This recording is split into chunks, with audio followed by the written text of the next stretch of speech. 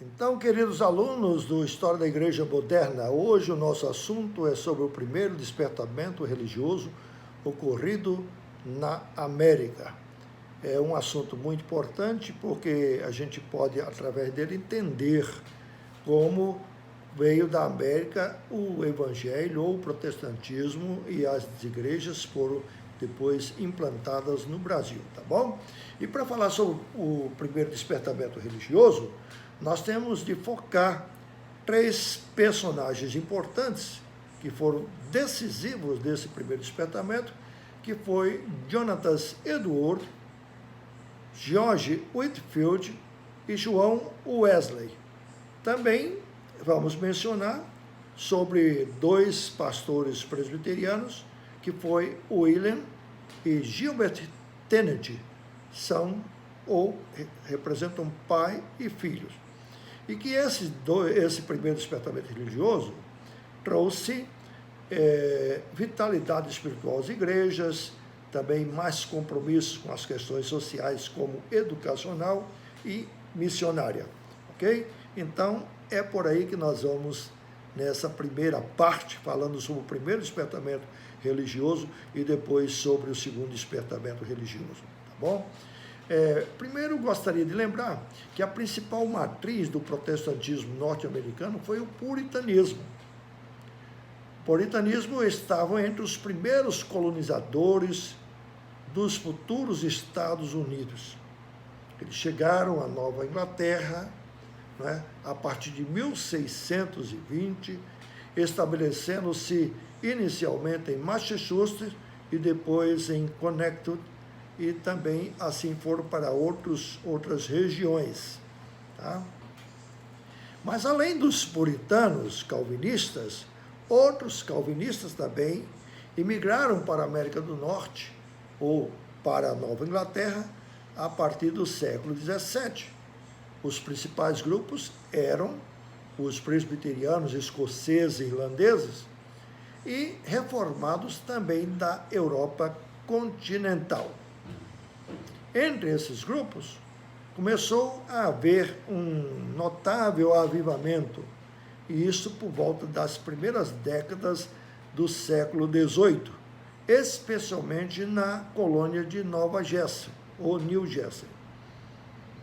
Os primeiros nomes associados a esse primeiro despertamento é de um pastor reformado holandês chamado Theodório. Outro ministro que começou a ver notáveis resultados em consequências de suas pregações foi o presbiteriano Gilbert Kennedy. Gilbert Kennedy é de 1703 a 1764. Foi assim, então, que a gente pode dizer que estava iniciando o primeiro despertamento religioso. Ficou assim conhecido. Mas, como disse já na introdução, três personagens principais desse despertamento religioso foi o Jonathan Edwards, o George Whitefield e o John Wesley. Okay? Primeiramente, Jonathan Edwards, pastor da igreja congregacional em Northampton, Massachusetts, que em 1734, enquanto pregava uma série de sermões sobre a justificação pela fé, surgiu em sua reunião um avivamento, que por anos seguintes foi se alastrando por toda a Nova Inglaterra. Edwards faleceu vítima de um experimento de vacina de varíola, e isso quando ele estava a dirigir um incipiente colégio iniciado em Princeton. Né? E já falamos sobre esse personagem em um outro momento, e lembrando apenas que ele foi e é tido até hoje como o maior teólogo que a América já produziu. Ele escreveu várias obras, né, sobre narrativas surpreendentes das obras de Deus, marcas distintivas da obra do Espírito Santo, tratados sobre as afeições religiosas, não é? todas elas por volta do ano de 1737 a 46, mais ou menos, e várias outras que eu não estou citando aqui, porque algumas delas eu citei em uma outra aula passada. E uma coisa que eu não citei numa aula passada foi a presença de um evangelista notável, um homem de Deus, chamado David Brainerd, de 1718 a 1747. Brainerd não se destacou como um pregador, como um avivalista, porém, como um ardoroso evangelista. Ele foi um missionário norte-americano ligado à igreja congregacional, porém, com fortes tendências reformadas e presbiterianas, não é? Ele se destacou muito por fazer um trabalho entre os índios a cavalo, montado a cavalo, entregando sua vida e toda a sua energia e saúde nessa obra missionária. E é interessante que ele evangelizava os índios, não é? E, principalmente fazendo instruções ou dando instruções sobre o catecismo de Westminster, não é? Quer dizer, era uma evangelização e ao mesmo tempo uma doutrinação. Bom, David Brainerd morreu muito cedo, foi uma morte prematura, não é? Inclusive, ele namorava e foi noivo da filha de Jonathan Edwards, não é? E os dois eram apaixonados, mas ele declara que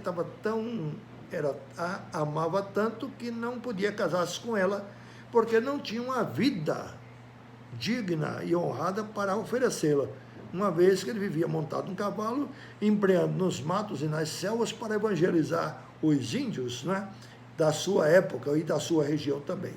Mas durante o seu percurso de viagem, ele escreveu um diário, e aí é que está interessante influência, porque através do diário de Jonathan Edwards, ou melhor, de David Brainerd, que depois foi publicado pelo aquele que seria seu sogro, Jonathan Edwards, não é? A vida e o diário de Jonathan Edwards, de autoria de Jonathan Edwards, não é? A vida e o diário de David Brainerd. Essa obra foi editada póstuma, claro, com Jonathan Edwards, que fez o seu funeral, ou ministrou o seu funeral, e interessante que os historiadores declaram isso, que ele influenciou, depois de morto, a vida de muitas pessoas para se tornarem missionárias. Então é tipo um Abel da vida, mencionando o personagem bíblico, que depois de morto ainda fala. Realmente, eu queria até confessar que na minha adolescência eu li esse diário de David Brainerd e realmente ele me tocou muito, ele também me falou muito ao coração. Ele me despertou muito naquela época, esse ardor pelas almas perdidas e pela consagração a Deus, tá? Recomendo. Essa obra está editada acho que é pela Vida, e está em língua portuguesa também. Bom, o segundo personagem do primeiro despertamento religioso é George Whitefield. Ele é de 1714 a 1770. Era inglês, como foi também o Wesley, né? E em 1740 fez uma memorável turnê evangelística através de várias colônias da Nova Inglaterra. Ele pregava na Inglaterra e pregava também nas colônias, não é? Era um calvinista convicto, que inicialmente havia trabalhado com John Wesley no tempo em que ele estudou no colégio, na Universidade de Oxford, onde lá, juntamente com os irmãos Wesley, João e Carlos Wesley, eles formaram um clube santo. E George Whitefield tem uma procedência de família muito pobre, de que teve na faculdade, teve de trabalhar para os seus próprios colegas, para ganhar bolsa de estudo, para dar desenvolvimento aos seus estudos. E mais um detalhe, ele não vem de uma família estruturada, é uma família, digamos assim, puritana, uma família sabe, muito fervorosa. Não, ele veio de uma família simples no sentido financeiro e também no sentido religioso. Assim, não era grande coisa. Tanto é que ele praticamente, por causa de sua família, ele foi criado numa taberna, onde seus pais ganhavam dinheiro, né, através alimentando os vícios das pessoas. Agora, Whitefield, desde cedo, demonstrava uma vocação muito grande para a dramatologia. Sabe, ele era fanático por ser um ator, ele queria ser um ator, mas Deus desviou os seus planos pessoais e fez dele um pregador. Mas veja como Deus trabalhou na vida de George Whitefield. Ele usou os seus talentos, a sua vocação de dramatologia, e mesmo sendo um ferrenho calvinista reformado, convicto das doutrinas reformadas, ele foi um pregador dramático, ele foi um pregador fora de série. Ele alcançou grandes objetivos e muita audiência através de suas pregações. Há até historiadores que mencionam que o seu drama era tão grande que ele comovia as pessoas, e consta que teve até um ou dois casos de gente que, ouvindo ao ar livre, porque ele foi um pregador do ar livre principalmente, porque ele era um pastor anglicano, tornou-se um pastor anglicano, mas a igreja anglicana não tinha abertura para que o pastor fosse pregar em praça pública ou nas ruas e etc. Por quê? Porque a ideia é que a palavra de Deus não pode ser muito popularizada, não pode ser barateada para a rua, tem de ser nos templos, nos lugares sagrados, de mais reverência, etc. Tal. E ele não, ele foi um cara ardoroso. John Wesley também, mas principalmente ele, foi praticamente um preceptor, foi um iniciador de pregações ao ar livre. Eu não posso dizer que foi o iniciador, o fundador, porque mesmo na Bíblia, até no Antigo Testamento, a gente encontra um Jonas e outros mais que eram assim. Mas o fato é que ele foi um grande instrumento nas mãos de Deus para o primeiro e grande despertamento religioso, sabe? Ele esteve na América diversas vezes e também esteve pregando na Inglaterra e nas Ilhas Britânicas, também em toda a Grã-Bretanha. Marcou muitas vidas. Aí a gente pode perceber uma linha muito próxima das pregações, dos textos, do ensino de João Calvino, John Knox, Jonathan Edwards e George Whitefield. Tem uma proximidade, uma semelhança, tá, muito grande nesses quatro nomes, nesses quatro pregadores, ok? Há uma sincronia de pensamento. Muitos pregadores responsáveis e bíblicos, exegetas e também caracteristicamente de doutrina reformada. Né? E por conta do nome de Whitefield, existe até hoje o Theological Seminary Whitefield, ou Whitefield Theological Seminary. Né? Vamos falar agora sobre o terceiro personagem, tá? Que foi o John Wesley, que é da época 1703 a 1791. Também, como Whitefield, foi um clérigo anglicano, teólogo, líder e precursor do movimento metodista. Por causa do nome de Wesley que nasceu a igreja metodista, e no Brasil, mais particularmente, e na década de 60, a igreja metodista wesleyana, ou a igreja wesleyana. Na juventude, Wesley estudou em Oxford, foi colega de Whitefield, juntamente com seu irmão, Charles Wesley, que era um compositor, não é? Fazendo parte do Clube Santo. Já falei sobre ele, foi criado debaixo de muita disciplina puritana por sua mãe, principalmente, Susana Wesley. É um menino que, quando criança, foi salvo de um incêndio na sua casa, que era de madeira, e ele foi jogado do primeiro andar e ficou com o apelido de um tição, de tição por causa do tição que saiu do fogo, né? E realmente ele teve uma vida muito fervorosa, uma vida de fogo mesmo.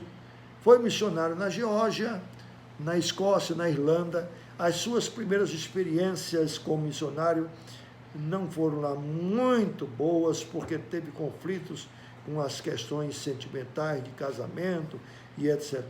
Mas foi um incansável pregador e um sistemático organizador do metodismo.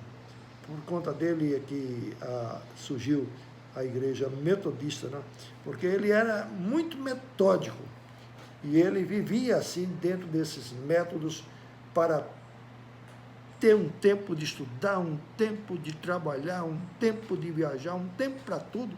Era muito metódico. Mas se ele não fosse tão metódico, com certeza ele não teria dado conta de tantas realizações como ele fez. Se você for ler, por exemplo, uma biografia dele, até densa, publicada pela Missão Vida, John Wesley, a vida de John Wesley, um cara incansável, um sujeito, um homem presente. Estava presente em tudo quanto é de canto e tinha uma energia extraordinária. Foi um grande pregador, sem dúvida nenhuma. Não tinha aquelas características que Jonathan Edwards e também Whitefield tinham em comum, que era a questão da doutrina mais pura, mais reformada, mas ele foi um grande pregador. Inclusive é bom mencionar para vocês que certa vez ele escreveu para Whitefield e disse que Whitefield tinha, o problema de Whitefield é que ele pregava muito o Calvino, e Whitefield respondeu assim: olha, falar a verdade, eu nunca li uma obra de Calvino, eu estudo as escrituras. Estou louco. Isso aí é apenas um detalhe, né? Mas o Wesley realmente foi um pregador incansável, tá? Agora, ele era tão metódico que ele acreditava que a perfeição cristã podia ocorrer mesmo nesta vida. Ele foi um grande e um dos maiores avivalistas da Grã-Bretanha e também, no caso, do segundo despertamento religioso da América, não é? Existem filmes sobre ele, eu posso indicar, estou indicando, existem documentários também sobre ele, e então é fácil de você captar, via internet particularmente, mais informações sobre John Wesley e até, de um modo agradável, assistir um filme. Porque se eu tivesse ao vivo, em sala de aula com vocês, certamente eu iria, talvez, passar pelo menos um desses documentários, ou mesmo o filme chamado John Wesley, tá? Ok. Agora, eu citei no início da aula que dois personagens ligados, inclusive, pai e filho, não é, que foram os Tennent, William e Gilbert Tennent. Eles também fazem parte desse período do primeiro despertamento religioso. William Tennent é de 1673 a 1746, nasceu na Irlanda, era um irlandês, chegou a Filadélfia, Pensilvânia, a partir de 1707, era um ministro presbiteriano, e ele foi o responsável na construção de uma faculdade conhecida como a Faculdade de Madeira, onde lá aconteceu o despertamento daquela região da Pensilvânia, tá? William Tennent. E o outro, que era seu filho mais velho, foi Gilbert Tennent, que estudou na universidade que seu pai praticamente fundou e tornou-se também um ministro presbiteriano, mas tornou-se um ministro assim muito questionador. Veja só, Gilbert teve a perspicácia ou a coragem, não sei, de naquela época pregar um sermão no presbitério falando sobre o perigo do ministro do evangelho não convertido. Em outras palavras, ou subjetivamente, ele está dizendo que existem ministros do Evangelho, particularmente no ambiente presbiteriano, que não eram convertidos. Você pode até, como eu, acreditar que isso é possível, claro, mas realmente é uma forma muito assim agressiva de querer dizer uma coisa, não é? Que não tem muitas provas, mas é possível realmente, tá? Agora, o Gilbert fez várias viagens, inclusive auxiliando George Whitefield, não é? Nas suas pregações, nas suas viagens, e também trabalhou na formação da Universidade de Nova Jersey. Tá? Aí eu diria assim, quais foram os resultados principais do primeiro despertamento religioso? Uma preocupação com a vida de santidade, a vida espiritual das pessoas, dos crentes, vitalidade nas igrejas locais, como, por exemplo, presbiterianas, batistas, metodistas e congregacionais. No entanto, a gente observa que os presbiterianos, dentre esses demais igrejas, foram mais criteriosos e reservados com o avivamento, não que fossem contra a ele, mas porque eles não estavam concordando ou estavam suspeitando alguns métodos e alguns resultados que essas reuniões de avivamento aconteceram de evasão e manifestações puramente emocionais, tá? É por isso que a gente é bom mencionar que nessa época surge na igreja presbiteriana uma verdadeira divisão teológica, onde existe a New School e a Old School, a velha escola e a nova escola, não é? Que mais tarde é chamado de o velho partido e o novo partido. Na verdade, era uma divisão mais assim, ligadas às questões teológicas e às questões práticas. Era mais ou menos como que a velha escola era mais tradicional e tinha mais reservas com os avivamentos, e a nova escola era mais solta, não é? E menos reserva com os movimentos de avivamento, porque os movimentos de avivamento trouxeram naquela época, mesmo no primeiro despertamento religioso, e mais ainda no segundo despertamento religioso, que nós vamos ainda falar, algumas coisas aconteceram que trouxeram grandes preocupações, tá? Mas uma outra consequência do despertamento religioso foi na área educacional, com formação de escolas e vitalidade e despertamento missionário. Como já mencionei, o caso de David Brainerd é um caso extraordinário, é uma inspiração para qualquer um de nós que vai conhecer melhor isso aí. Tá? Sobre o pós-despertamento religioso. Após o primeiro despertamento religioso, surgiu um período mais decisivo na história dos Estados Unidos, decisivo no sentido político, porque esse período culminou com a Revolução Americana. Não é? As 13 colônias fizeram a declaração, ganharam a guerra, e fizeram a declaração de independência, que foi assinada no dia 4 de julho de 1776, no qual, diga-se passagem, os presbiterianos estavam bem ativos, vários membros da igreja presbiteriana, importantes, ativos nesse processo da independência americana. Não é? Esse período foi marcado também por um acentuado declínio na atividade religiosa, uma vez que a atenção das pessoas voltaram-se naturalmente para o que estava acontecendo com essas tensões políticas, e isso afetava naturalmente a vida espiritual. Eu estou falando sobre pós-primeiro despertamento religioso, não é? Porque o primeiro e o segundo despertamento religioso vai se dar. Então, nesse ato, vai acontecer a Revolução Americana. Após a emancipação política dos Estados Unidos, a partir de 1776, então, irrompeu um novo despertamento, no caso, o segundo despertamento, que veio a ser mais duradouro, mais influente do que o anterior, contudo, não necessariamente de melhor qualidade, tá?